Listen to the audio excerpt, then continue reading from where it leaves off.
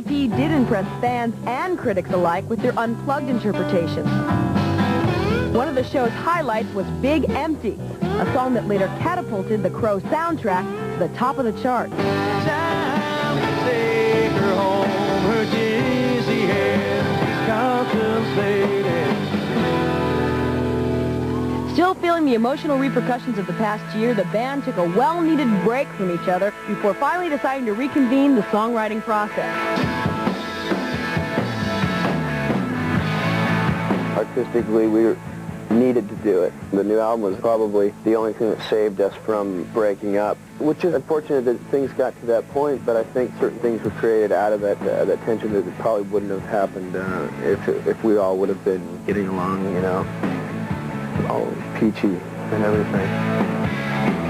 The second album lies in the Vaseline we are. Sometimes it blows my mind. Keep getting stuck here all the time.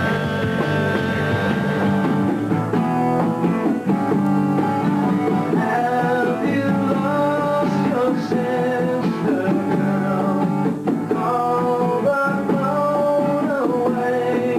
Definitely on an artistic level, it's more experimental because I feel that rather than feeling this pressure to make something as acceptable as Core was, I think we actually felt more freedom to explore different sounds. Interstate Love Song, the second single from Purple, was huge, spending a record-breaking 15 weeks at the top of the album rock charts.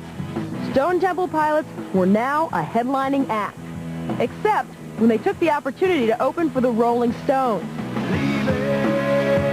Look out, we're headlining our big tour. And then we went over to do those two shows and we realized how small our tour really was compared to that one. In May of 1995, at the height of the band's success, Weiland became part of a rock and roll cliche. Less than 24 hours after his arrest for possession of cocaine and heroin in Pasadena, California, Stone Temple Pilots singer Scott Weiland phoned up LA radio station KROQ and introduced his friend Courtney Love, who read a note in which Weiland called himself a man who has failed and apologized to his wife, his family, his friends, his bandmates, and his fans for having what he called the disease of drug addiction.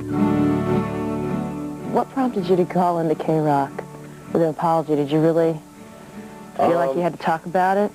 If I didn't say something first, I felt that a lot of people would be saying things for me or about me. My dream to make music for a living is my lifelong dream, and I've done it. But the things that came along with it, I didn't know. Wasn't prepared for a lot of those things. I have to remind myself to remain humble in the face of music all the time, or else that gift could be taken away, you know. When we return, we'll take a look at the 1996 tour that STP started but never finished.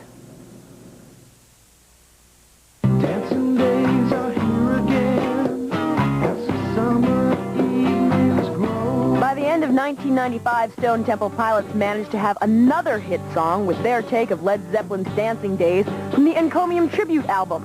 And Scott Weiland experimented with a side band, the Magnificent Bastards, who were featured on the soundtrack of Tank Girl. But as far as STP was concerned, the primary issue was putting aside their personal differences and Weiland's ongoing legal battle and getting back together as a music-making unit.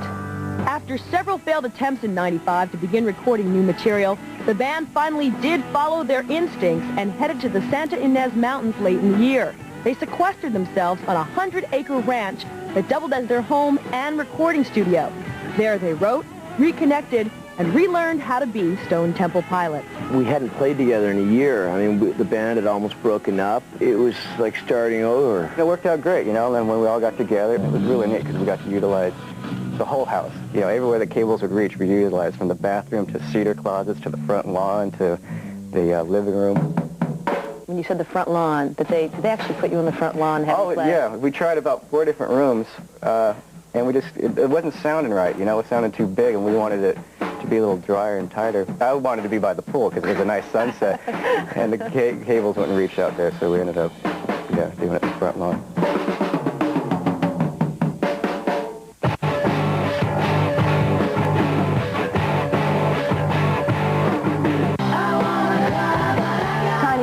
was STV's third straight platinum album, but the group's musical progress was completely overshadowed in 1996 by Scott Weiland's heroin addiction. Here's our remix update. Stone Temple Pilots frontman Scott Weiland, arrested last year for possession of heroin and cocaine, lost another round in his struggle with drugs this week. The 28-year-old singer had been spared jail time after his bust in Pasadena, California last spring on the condition that he undergo regular drug counseling. When he missed a session on Tuesday, police promptly issued a warrant for his arrest. Friends found him first, however, and immediately put him in a hospital. Weiland's latest flameout couldn't have come at a worse time for the band. With a new album hovering in the middle of the Billboard Top 10, Stone Temple Pilots have mapped out a busy work schedule, starting with 3 free concerts for fans next week in New York City, Chicago, and Los Angeles, and continuing into the summer on tour as an opening act with their reunited idols, Kiss. We've been unable to fulfill our commitment due to our singer's drug use. It's got nothing to do with exhaustion or dehydration or sore throat, some of the things you typically hear about, and this is very hard. This is, we are deeply ashamed and very sorry for this terrible inconvenience, and we're very sorry. I had a chance to speak briefly with bassist Robert DeLeo, who told me that when the band assembled to begin rehearsing for next week's shows on Monday of this week, Scott Weiland was nowhere to be found. They couldn't get in touch with him. Additionally, sources close to Weiland's case told MTV that the singer failed to show up for a drug counseling appointment on Tuesday, and as a result of that, he's been ordered to appear in Pasadena court next Friday, May 3rd, the date the band was to have played their Los Angeles show. Weiland was hauled into court on Monday, a week after missing a date with his drug counselor, and ordered by a judge to enter a 4 to 6 month residential drug rehab program. He was locked up in the hospital unit of the L.A. County Jail for a week, and on Monday he'll check into Impact House, a live-in 12-step center associated with the rehab group Narcotics Anonymous. It's not a lockdown facility, but Weiland was ordered to stay there around the clock until at least July 29th, when the judge will bring him back to court to determine his progress in battling what's clearly a debilitating drug habit. Stone Temple Pilots frontman Scott Weiland scared the heck out of a lot of people Wednesday night by disappearing from the Pasadena, California drug rehab clinic where he'd been sent by court order. I can't go over the wall and get a hamburger down the road and come back. You can go get a hamburger, but you can't come back. Scott Weiland did. On June 25, 1996, the SDP frontman left Impact and walked to a nearby McDonald's, where he spent 6 hours making phone calls to his wife and manager. Despite legal efforts to send him to prison, Weiland was readmitted 2 days later. That same summer, Bob Timmons took Weiland to see the Sex Pistols, whose guitarist Steve Jones is in recovery, so Weiland could see what a safe and sober backstage area looked like. After Weiland completed 90 days at Impact and more at a halfway house, plans were hatched for SDP to return to the road. What does it mean for you guys to see Scott looking so healthy, to be clean after all this time? Hasn't been that long. Working with the SDP organization, Timmons was beginning to implement the Aerosmith tour plan. Sober rooms backstage, access to recovering musicians and meetings in every city, betting the names of crew and security people, a designated babysitter for Weiland, and a code word to alert him that drugs were in the room. Stone Temple Pilots have finally hit the road with their newly non-fried frontman. It's a pleasure to see him wake up in the morning and actually have a smile on his face. I hope now this next time around he just knows what he's got, you know, and doesn't screw it up again. I don't know what'll happen tomorrow or next week. I could be strung out again. But right now I'm enjoying my life, and every moment I'm on stage with the band, we look at each other and smile, and it's like, I love you guys.